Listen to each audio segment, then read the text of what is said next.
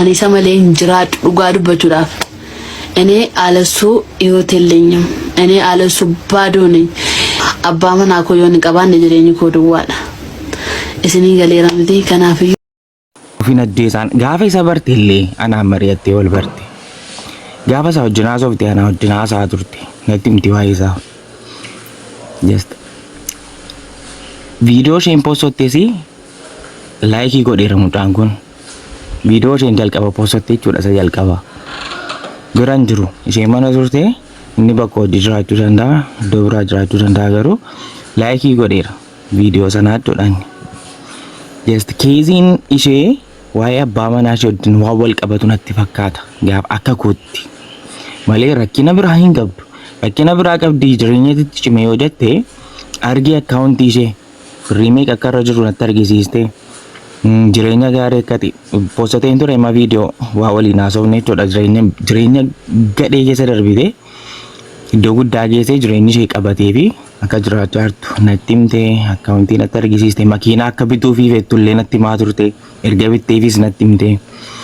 Surprising godhetu ituun hin beekin annatu beeka ture eega makiinaan sun bitame natti himte jechuudha. Surprising godhaan dandette rakkina birrii rakkina waan biraa hin qabdu mucaan kun. Keeziin just abbaa manaa ishee wajjin sigalaa soo abbaa manaa ishee waan beeku qaba. Erga isheen viidiyoo sana poostatte viidiyoo sana laayikii gochuunsaa poointii tokko callisuunsaa poointii lammaffaa. Kan yaadu abbaa manaa ishee wajjin wanti ta'e tokkotu jira sanadha malee rakkina biraa qabaattee miti. Boonii rakkina tokko hin qabdura. Waan hundumaa naa mareetti waan baay'ee waliin haasofnaa hiriyaa kooteetu isheen tiktookiin mucaa biyya kootiiti waliin guddanne. Rakkina ishee hundumaa beeku waan isheen keessa dabarte abbaan qabdu. Haati isheellee manaa waggaa 14 akka isheen manaa baatee ofii of dandeessee jiraachaa turte hunda isaa sirriitti beekaan jireenya ishee. Hamma dadhabdees geessu kanatti takkaa isheedhaa keessa abdii kutatu argeen beeku. Ofiin addeessa gaafan Keeniyaa ture wajjin haasaan ture ergan biyya kana dhufees akkasuma.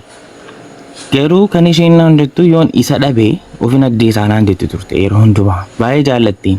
Keeziin ishee isaaf ishee gidduu jira. Kana kan beeku isheef isa qofa. Murteessuu hin dandeenyu baay'ee amma baramuttee jechuudha.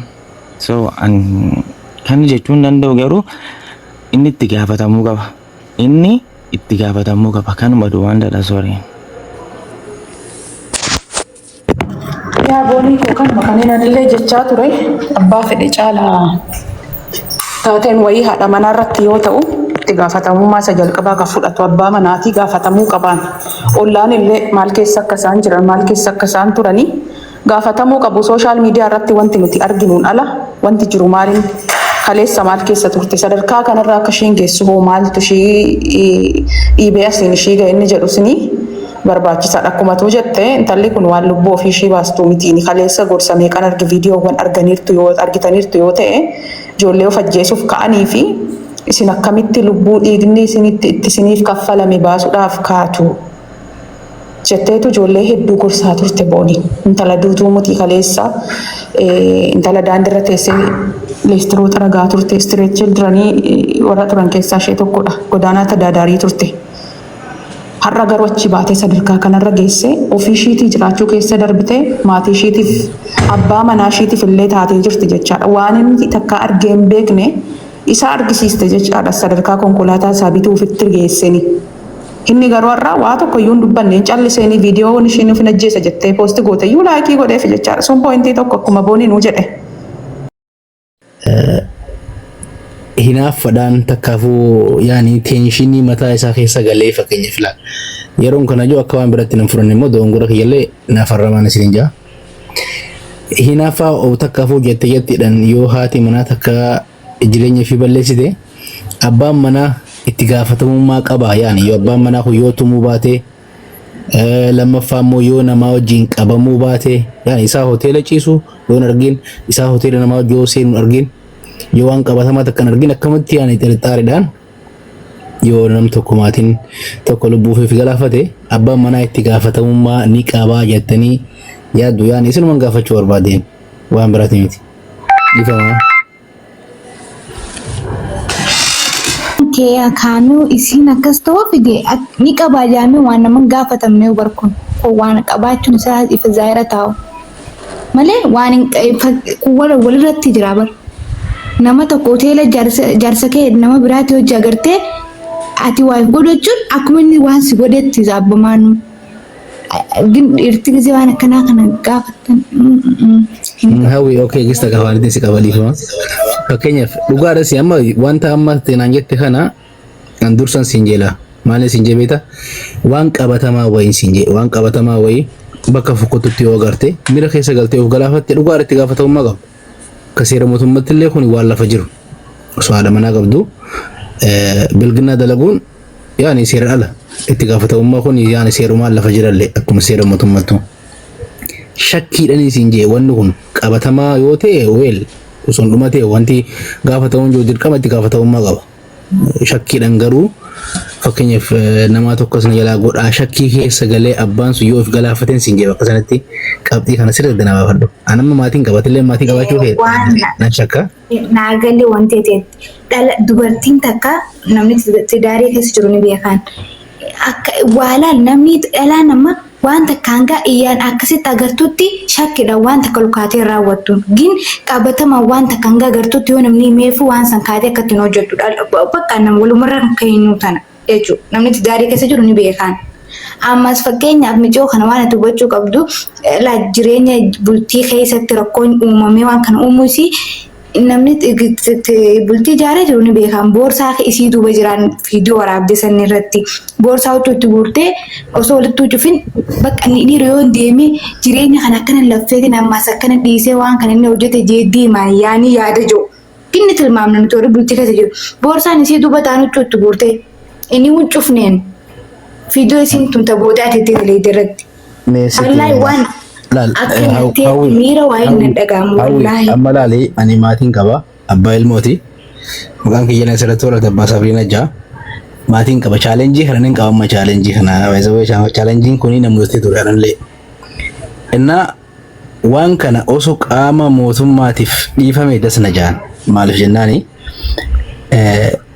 amma dura miidiyaa irratti dubbachuun fedhe garuu wantuma akkanaa kana ta'ee galgala walitti aarree bullee ganama uffata jirdee shitoo dibadhee rombo eessi deemtaa naan jaan ayas geeheetiin dhufu deema bakka dubartii bira deemu deemtaa yeroo dhufu challenge fuucoo kana namute kanaaf isiin jaa jechuun yoo namichi kun hin tumin yoo wanti qabatamaan argamin shakkiidhaan yaadni jiru garte waan baay'ee balleessa hubadhaa.